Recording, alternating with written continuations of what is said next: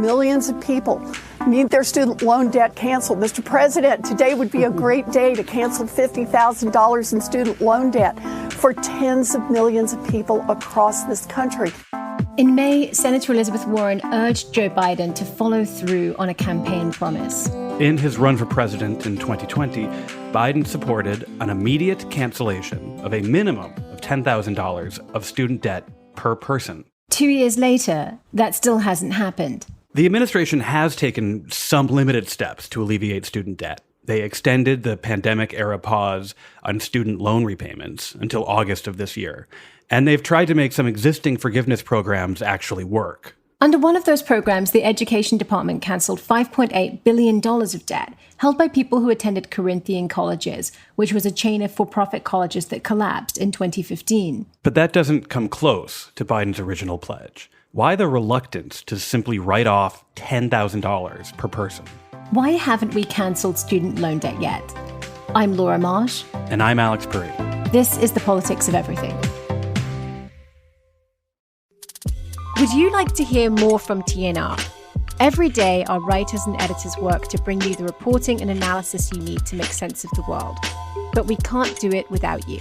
Please consider subscribing to The New Republic with our special offer at tnr.com/special offer. That's tnr.com/special offer. Our first guest is Astra Taylor. She's a filmmaker, writer, and political organizer, frequent contributor to The New Republic, and a co-founder of The Debt Collective. We're talking to Astra about the extent of the student debt crisis and the case for canceling it. Astra, thanks so much for joining us. Thanks for having me. So just give us an idea to start with of who has student debt. Can you give us a picture of kind of typical borrower? Well, 43 million people have student debt in this country. The average student debtor did graduate from college, but 40% of student debtors did not. So that means that they're holding student debt without the benefit of a degree. They're all ages. Sometimes people tell us, oh, you're fighting for the kids at the Debt Collective. That's really not the case, actually. The fastest growing group of student debtors is actually older people. So we are seeing a lot of seniors having their Social Security garnished because of default. So student debtors, come from all walks of life. They're young, they're old, they're black, they're white. What they all are is not rich. You mentioned people are carrying these kinds of debts for sometimes decades. What are the costs of being saddled with debt beyond making the monthly payments? Well, what does it mean in real terms, in practice, over a career or a lifetime? Many people who are on the plans the government offers, they're called income-driven repayment plans, because then the term of the loan is extended to 20, 25 years. They end up paying way more than people in other payment plans. And what that means for them in their daily lives is they've got this horrible, even if their monthly payment might be set at basically zero because they're so poor, their debt to income ratio is bad. Their credit score is likely bad. So even in situations where people are technically paying a small amount to the government, debt has these other consequences. People end up paying much more for other forms of credit. So you end up paying more on the credit card. You end up paying more for other loans. It's harder to get a mortgage if you have a high debt to income ratio. There's all of these negative consequences for people who are holding these debts. I appreciate you pointed to the sort of stereotypical idea of student debt as being held by, privileged young people who went to elite colleges. In reality, as you said, 40% don't even have a degree from anywhere, and yet they have debt. I think Laura asked who the typical debtor is. There is no one typical debtor. If you're counting millions of Americans, this is every sort of person is burdened by this. Yeah, it really is. And we see that in the Debt Collective's membership, right? So we are a union for debtors and most of our members have student debt. And it's a very diverse group.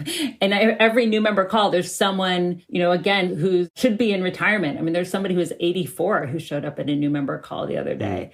The idea that student debtors are somehow the elites of the society is bunk. In fact, 99.7% of student debtors did not attend Ivy League schools. And you can bet that those people who are graduating from elite schools with debt are the poorest kids in those institutions, which disproportionately serves children of the 1%. But yeah, there are a lot of stereotypes that we're having to debunk as we engage in what is becoming quite a heated political battle. It's a heated political battle, and there is some prospect of Joe Biden stepping in and doing something here.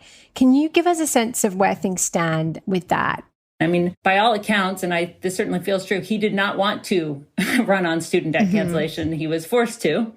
And he still seems to be quite reluctant, but we do seem to be reaching a sort of tipping point. What has been floated is $10,000 of debt relief for households making under $150,000. I think it's really important to keep in mind what his campaign pledges were. He pledged actually to cancel an immediate minimum of $10,000 for every borrower, not means tested, not income capped, and to cancel all the undergraduate debt for people who went to public universities and public and private historically Black colleges and universities. So he's far from even keeping his inadequate campaign promises. Nevertheless, I think, the fact that we're facing the music that student debt cancellation is a reasonable thing and a necessary thing is progress.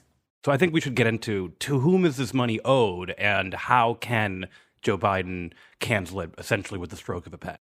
Yeah, part of why we have made student debt such a big focus strategically is because there is literally a magic button that can erase the vast majority of it.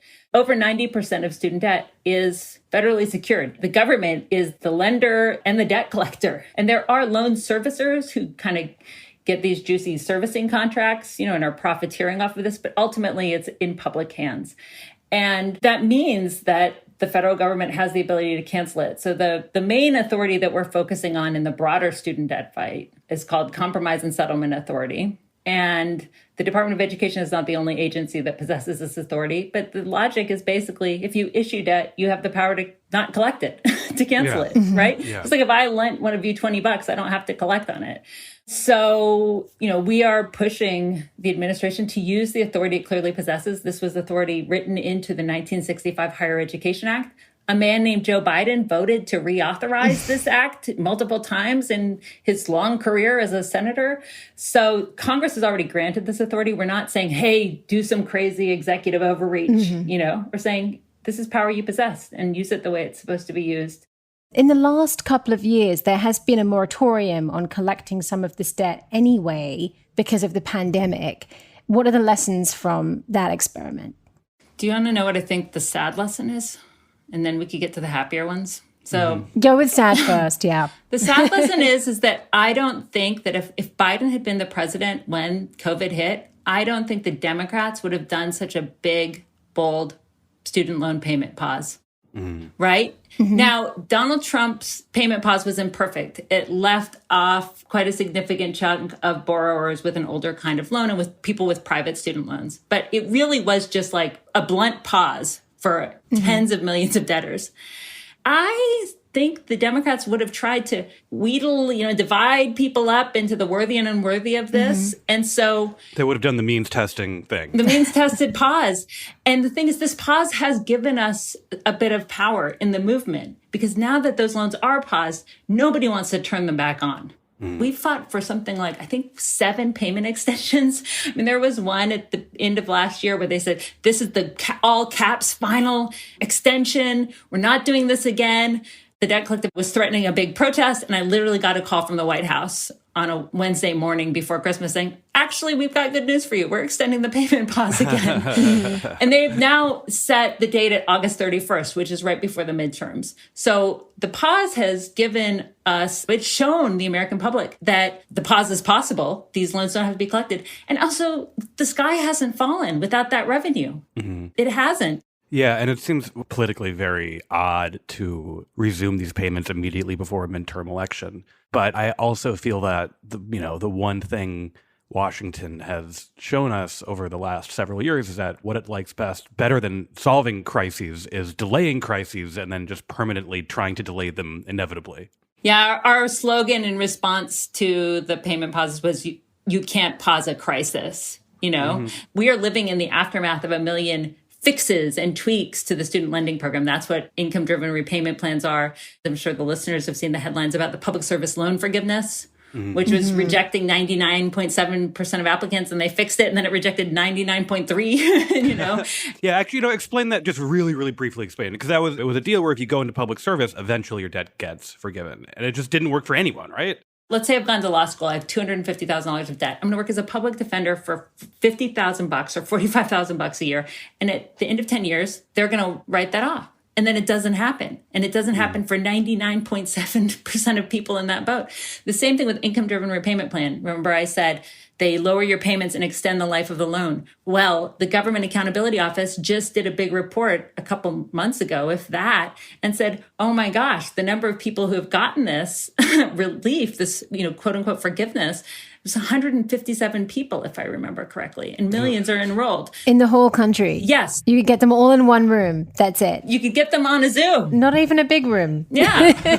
And that's why we're saying, just freaking stop it. Like, they actually have immense power to do the right thing. And I think it would be good for the soul of the Department of Education if it actually was about education and it wasn't actually one of the country's biggest banks and biggest debt collectors. Mm-hmm. You've mentioned several times how much worse this problem has become in recent decades.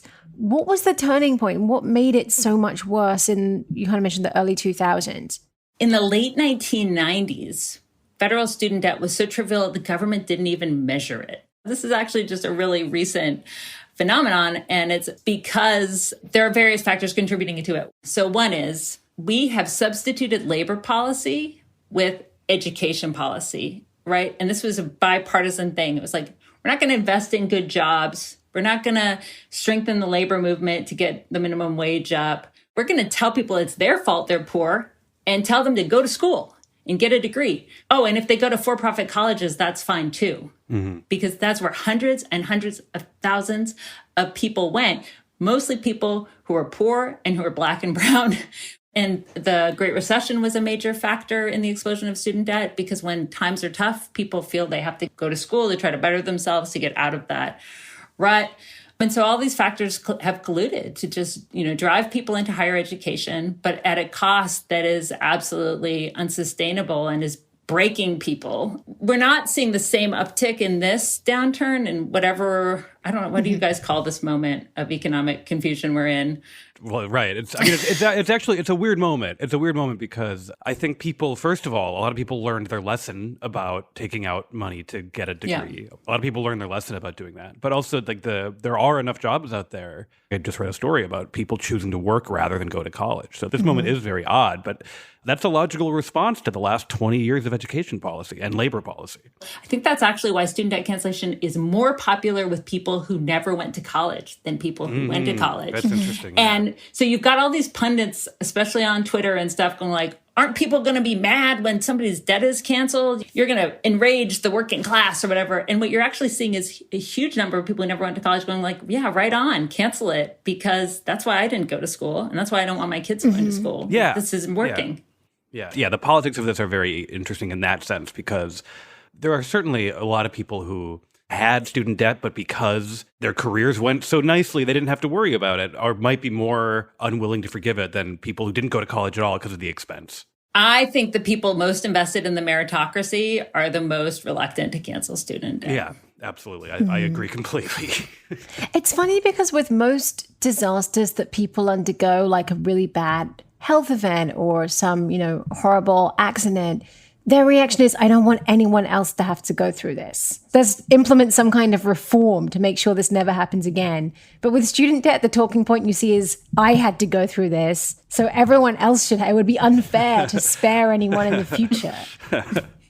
Right. I mean, and, this is where I sometimes get on my high horse and I'm like, I paid off my student debt. I don't think anyone else should have to, which is true. I mean, I think we just have to say what you just said, which is, hold on, isn't social progress about other people and future generations not suffering just because we had to suffer? Joe Biden gave a speech a couple Saturdays ago, a commencement speech for the University of Delaware. And he said, I too used to struggle with my student debt. I struggled to pay the $300 a semester for tuition. Even adjusted for inflation, it's like a fraction of what students at the University of Delaware are paying today. So I think, we can appeal to people's empathy and try to remind them to be kind. And we can also give them a bit of historical context and say, hold on, like Grandpa Joe definitely didn't have to pay this much money to go to college. And so why should people today have to be burdened with this debt and essentially mortgage their futures for the same opportunity? Thanks so much. Yeah, thank you. Thanks for having me. The benefits of cancellation to student debtors seem obvious. They won't have to pay interest on exploding balances. They'll have more money for other expenses. Their credit scores will improve. But the effects of canceling debt, or choosing not to, aren't just material, they're political too. After the break, we'll talk about why the Biden administration seems so reluctant to follow through on a campaign promise, and whether that reluctance is based on sound economics or a lack of political will. This podcast is sponsored by NYU Press. In 1998, an Idaho resident named Jane Jones was arrested when officers noticed a discrepancy in her paperwork. On her marriage certificate, she was identified as Jane, female.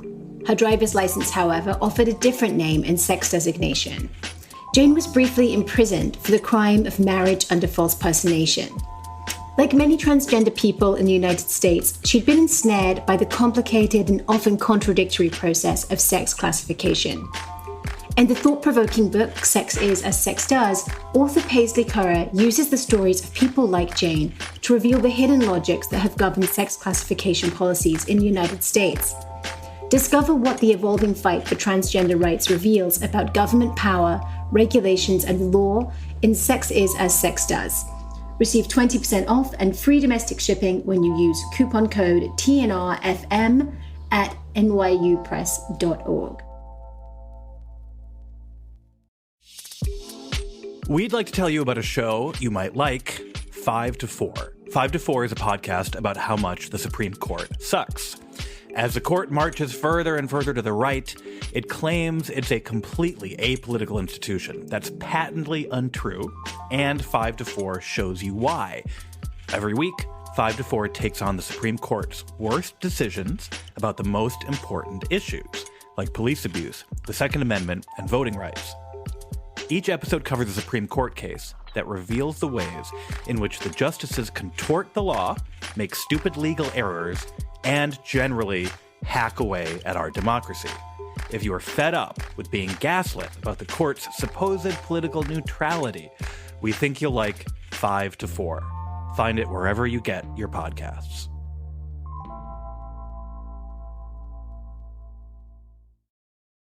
Ryan Cooper is a managing editor at the American Prospect and the author of the book, How Are You Going to Pay for That? Smart Answers to the Dumbest Questions in Politics. Ryan, thank you for talking to us today. Happy to be here. So we've been talking about student debt forgiveness. We've been talking about some of the common arguments against doing it. We haven't really gotten into the question posed by your book. Not that your book is about this subject exactly, but we haven't gotten into the question of, well, how are we going to pay for it? We hear that there's $1 trillion of student debt. How can we possibly afford to forgive it? Well, I think that's a misleading question, and how it's posed not by you, but No, I was kind of being misleading on purpose there, so you can feel free to call it that.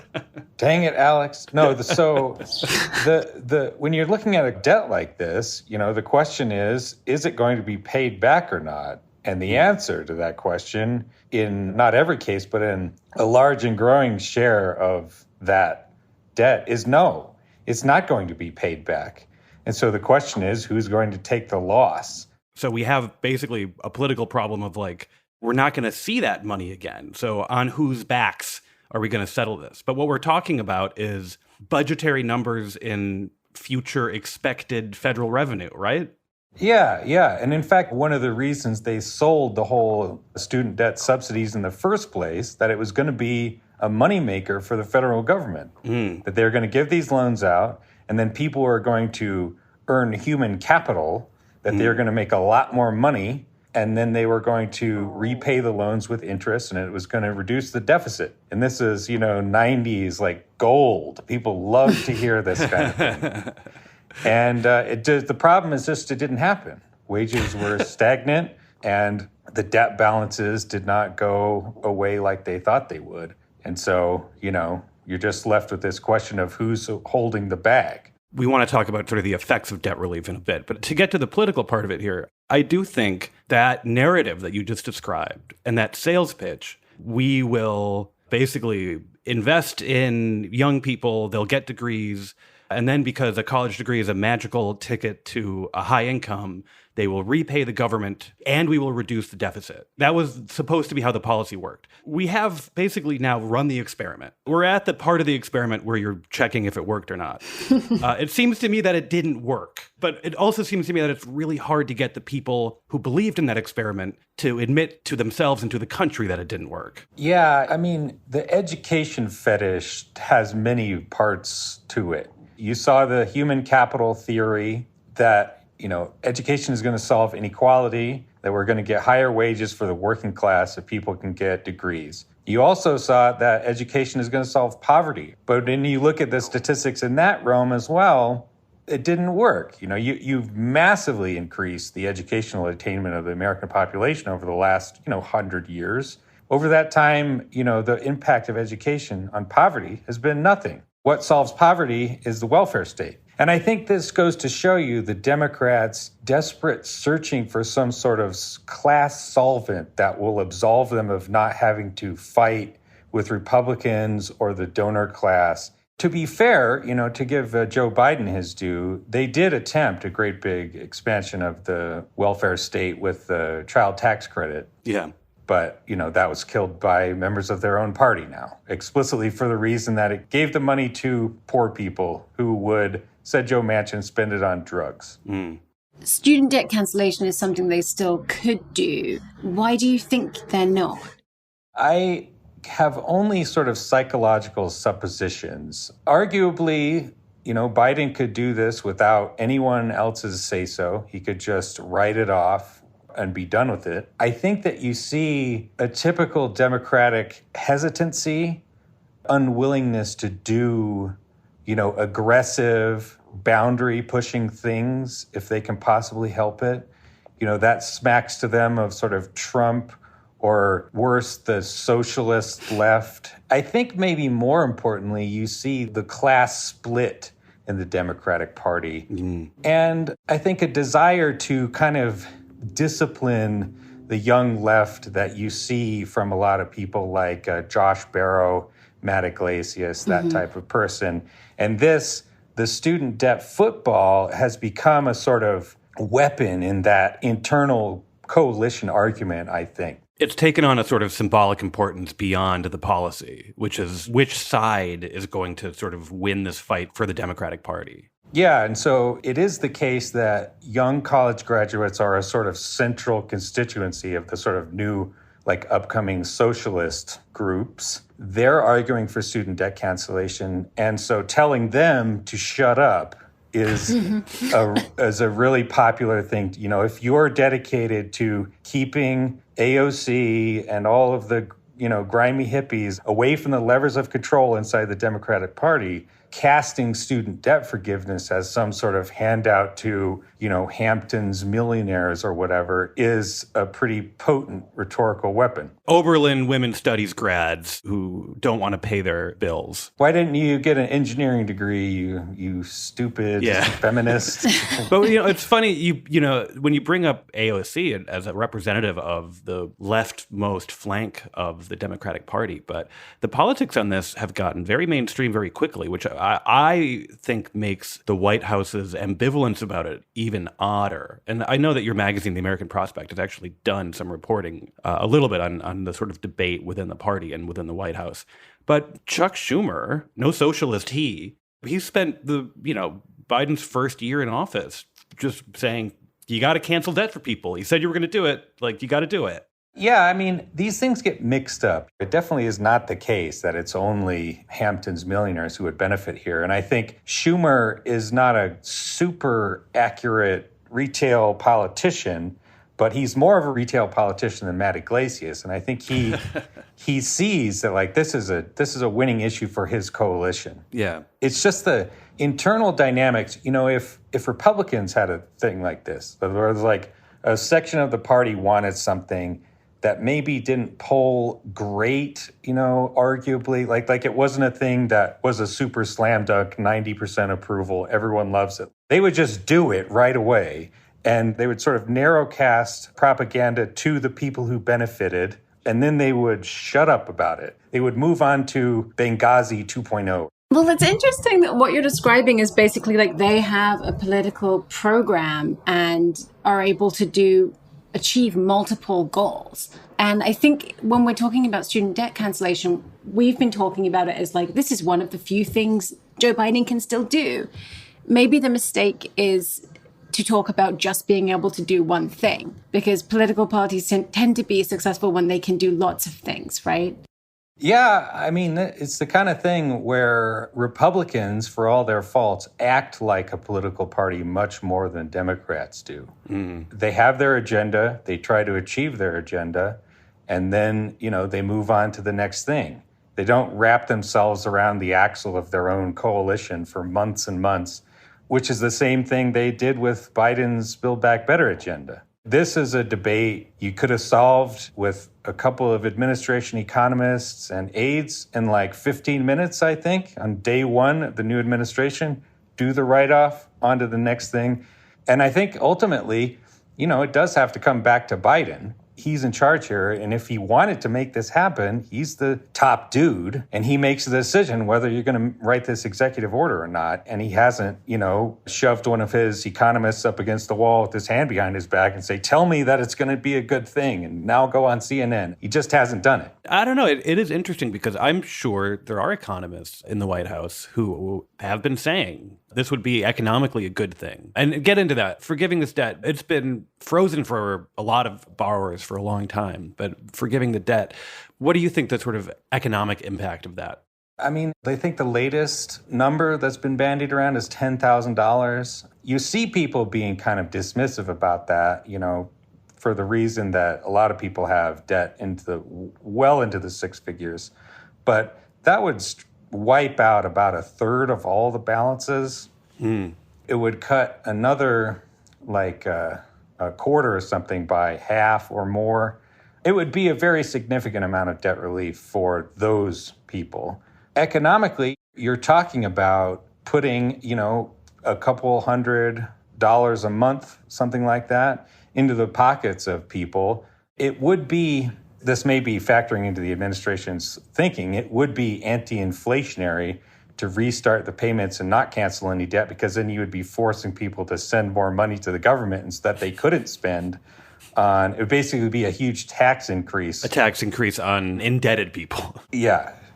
But conversely, if you think that the inflation problem is not primarily caused by overspending, especially not overspending among like a relatively small group of people, then they would have more money, they would have less debt, so their credit would be better, they'd be able to borrow money to buy possibly a car or a house. So this would be a pretty big economic lift for a fair number of people. Even if, if it were up to me, I would say start with 50 and go from there, for the reasons that I mentioned previously, that from a practical matter, that debt's not getting paid off, most of it. What do you think the political consequences are if Biden doesn't do anything about this? I think that would be the worst of all possible worlds, that you will have sort of dangled this little carrot of, we're going to give you something, right in front of the noses of some of your most loyal voters, sort of a new core constituency of the party. College graduates, used to be quite heavily Republican back in the day. And then, you just sort of snatch it away for reasons that are just like inexplicable, and a betrayal of the promise that he made. It's just that the whole party looks so pathetic and helpless, just victim of its own stupidity and incoherence. Yeah, I find the political part of this kind of baffling, because I feel like we can talk about Democrats operating in fear of backlash. And so maybe they're operating in fear of, resentment and backlash that student debtors got a handout. Maybe that's behind part of it. But like, if you were operating like a normal political party, you would say the people who will feel resentful about that are not our political base. Yeah, college graduates under 45, it's like Biden's winningest category of people, up there towards the top at least. And to just stick a thumb in their eye. I mean, a little of the good old Democratic Tammany Hall spirit, I think, would go a long way here. Be like, no, we're in office to give material goodies to our constituents. Yeah, embrace the handout. Why else would you get in the game, baby? That's the entire point of holding political office. Let's forgive student debt and bring back patronage jobs. That's my platform. Yeah, exactly. It feels like this would go beyond just making the people happy who get that relief, though, because I think that to a broader swath of voters, it would just prove like the party that I'm aligned with can do stuff because it did one thing. I think that it is, to your point, Laura, incredibly dangerous for the party not be able to do anything at all, even really with respect to executive actions, and to feel like it is pointless to vote for them except to keep out the Republicans, that they're not going to really try to do anything to help you. And the best you can hope for is that for a few years, Republicans won't be running anything. I mean, this is just the kiss of death for a political party. And it's just not a very great motivation, especially for those younger voters we've been talking about who are not so attached to the political system and, don't have a lot of loyalty to the party as a whole and expect to get something. One reason Democrats tune out, quote unquote, younger voters is that they're less consistent than older voters. But the way you make a voter into a loyalist, into a party loyalist, is to have them associate you being in power with something good happening for them, I would think.